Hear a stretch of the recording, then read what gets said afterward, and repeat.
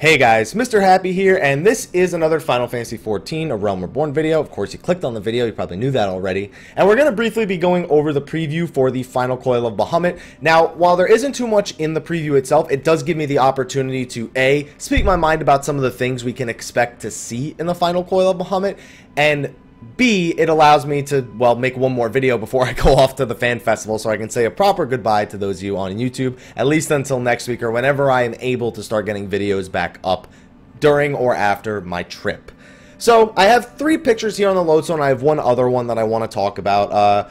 You know, really the preview, like I said, the preview itself is nothing special. It gives you the general gist of what's going on, you know, the generic, oh, the end is near, and can you stop it and solve the truth? It's pretty much the thing you've expected from every Final Fantasy game that you've ever played. This is pretty much every major story that's ever existed has this sort of problem that you end up throwing in your face. But again, I gotta say, these screenshots, just like the second Coil, impressed me with how different they were from the first, while still being recognizable as Allergan technology. It's pretty impressive. I mean, look at this. What is this? This looks like a giant mouth, but I'm sure it's nothing like that. I'm sure it's just like a passageway. There's a platform there in the middle.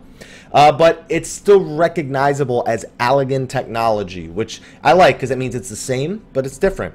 And of course, the same but different, it's a friggin' recreation of Dalamud. In case you don't know what Dalamud is, which by this point I'd be surprised, Dalamud is the giant prison by which Bahamut was encased in, the Red Moon, if you will, no doubt a reference to Final Fantasy IV.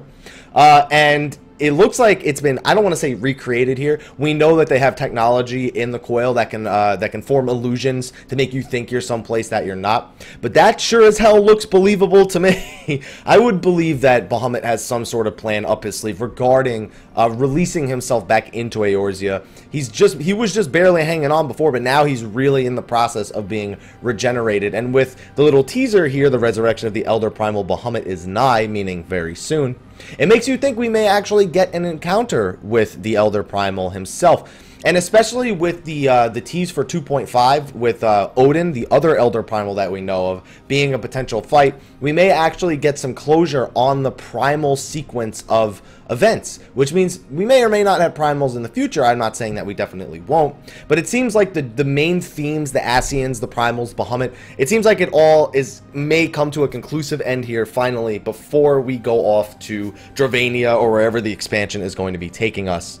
So the third and final picture here is an interesting one. It's a picture of the twins that you should know from the main story, Alphinaud and Alice. I'm sure I pronounced Alphinaud's name right, whatever it is. And under it, it's got the basic level 58 players, 2 hours. I don't want to let anyone panic because a lot of people, back when second Coil came out, I had the same question a lot. They saw this little preview and they thought to themselves, wait, there's only one Coil because it only says these basic requirements. But it's actually very common for the other Coils previously to not say, oh, turn 1 has this requirement, turn 2. These are just the general requirements of all of the turns. However many there's going to be, we have no idea for that yet. And that the quest itself is going to be called Fragments of Truth. Don't worry, it's not going to just be turn 10 or third Coil of Bahamut turn 1 or final Coil of Bahamut turn 1. This was exactly how the preview looked for the second Coil.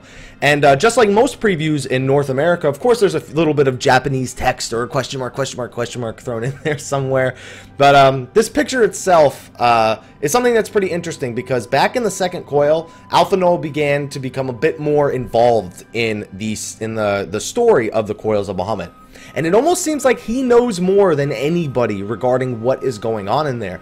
It's led quite a few people to believe he may actually be directly responsible for the events and that he may be the mastermind behind Bahamut's revival in some way, shape, or form. I mean, there's really no way of knowing that without assuming that he has been possessed by an Ascian control similar to the way Thancred was in the main story.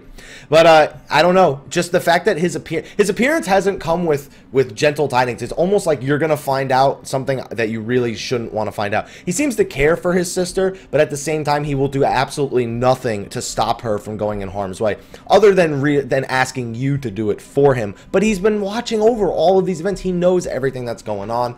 I'm really interested to see how his role in the main story conflicts with his role with his family, with Louis Soix and Alice. I'm really interested to see how that all pans out. Now, with all those out of the way, before I break on a final thought, I do want to share one other picture that was on an article from Famitsu. It's pretty much no different than this right here, but I will include a link to it in the description below. It's this image right here. Now, I don't know if that's going to be the first turn, if that's going to be the last turn, what battle arena that is. But I really like this battle arena. See, this is almost the kind of arena that if we were going to fight Bahamut, I would expect us to fight him on.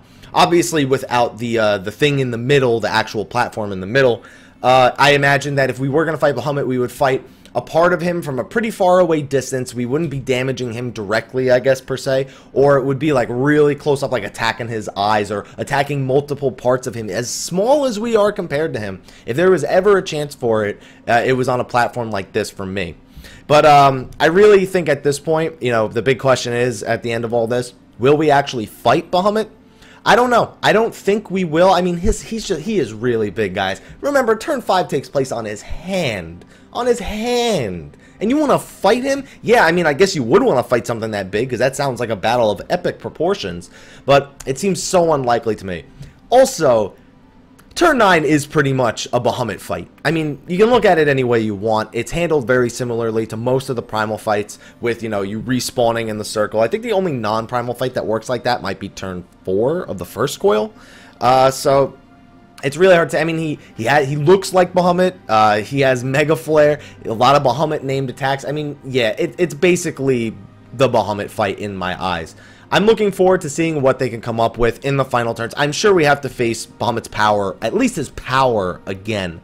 But I don't think we're going to absolutely annihilate him as much as we are just going to disable all the coils and release his grasp upon the world. You know, he will no longer have a way of solidifying himself in the realm of Eorzea without some sort of further sacrifice. I'm also expecting the Ascians may play a slightly bigger role. They definitely want Bahamut's revival to bring Zodiark back. That would speed up their plans tremendously on top of the already whatever they have planned for 2.4 with Ishgard. There's just so many unknowns here and so many possible predictions I can make off of all of the information that we've had thus far, and I'm looking forward to a conclusive end to the Binding Coil of Bahamut. Hopefully they do it as well as they did the second coil, because the first coil is very lackluster in terms of story because it was a new adventure to everybody, but the second and third coil have definitely taken additional steps to make it far more interesting. So hopefully that answers any questions you may have had regarding my thoughts on what I think about the third coil, what may happen story-wise, lore-wise. I do have a bunch of lore videos on the coil if you would like to check those out, as well as the main story scenarios and Hildebrand and all that other stuff. Be sure to like, favorite, subscribe, and share for more Final Fantasy XIV videos. Hopefully I'll have some vlogs during the trip. I can't guarantee that because I don't know how the internet's going to be. It's probably going to be pretty bad, but we're just going to have to wait and see. If not, I'll be sure to post everything that I record when I get back on Monday or Tuesday. I get back pretty late on Monday, so it'll more likely be Tuesday. But anyway, guys, thank you for watching. I will see you guys after the fan festival or during it if I can get the videos out. And until then, take care.